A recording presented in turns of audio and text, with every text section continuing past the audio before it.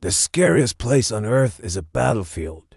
After all, it's a place where people go to die. And when humans die, they tend to get pretty emotional about it. This leads to ghosts, spirits, and things that go bump in the night. It was during the First World War that this next story took place. A medic from Canada was working at a field hospital. One day he saw something that he never expected. It was a ghostly white figure. It seemed to be a man dressed in a uniform of the time. He was slowly making his way towards the hospital. As he got closer, the man started to fade away. The medic said it was like watching someone walk into a cloud. Before he knew it, the man had completely disappeared. A little while later, the medic heard a knock at his tent. When he opened it up, he saw a British officer standing there. He asked the medic if he had seen a soldier come through the hospital. The man described exactly the same person who had faded away. He said that the man had been with his unit just a moment ago and now he was missing. The two of them went out to look for him, but it was no use. The soldier had completely vanished. A few days later, the medic was on his way to collect some medicine from another building.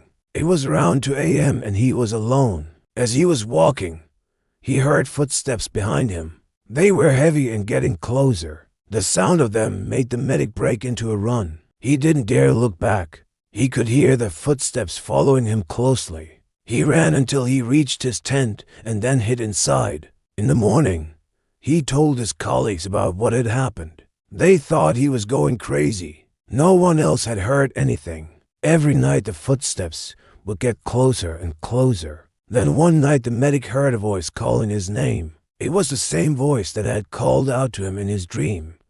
But this time it was real. Terrified, the medic followed the voice and found the British officer from before. He explained that he had been searching for his men and had not slept for days.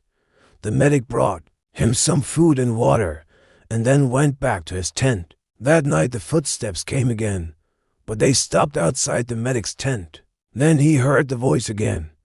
It said, "Please help me," and then it whispered the name of the British officer. The medic looked outside and saw the faint outline of a man standing in front of his tent. He was transparent and wispy. Then he stepped forward and touched the medic's shoulder. The medic screamed, but no one answered. In the morning, the officer found the spot where the ghost had touched the medic. It left an imprint in the ground, as if it had been scorched by hot iron. The medic continued to see the ghost every night, but it never spoke to him again. One night it simply walked past him without saying a word.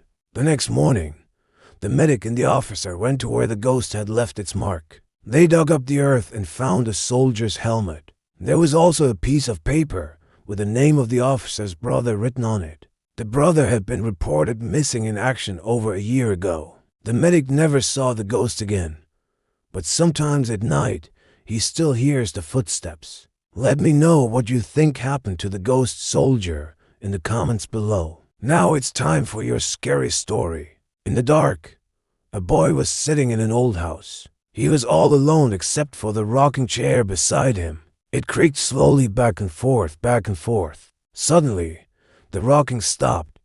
The boy's eyes popped wide open and his heart started beating faster. He wasn't alone after all.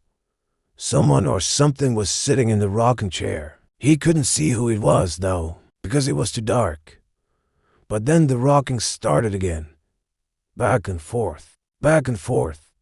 The boy wanted to scream, but no sound came out. His voice was stuck in his throat. Then he started to rock in his chair too, back and forth, back and forth. All of a sudden, the lights flickered on. Sitting in the rocking chair was an old woman. She was smiling at the boy. The boy wanted to scream, but it was too late. The old woman stood up and said, "You should always knock before you come in." Then she disappeared. The boy was all alone again, but he wasn't scared anymore. He knew the old woman was there to protect him. Every night when the sun went down and the moon came out, the rocking chair would start moving again, back and forth, and the boy knew his friend was back. That was your scary story. If you want to hear more stories like these, stay tuned.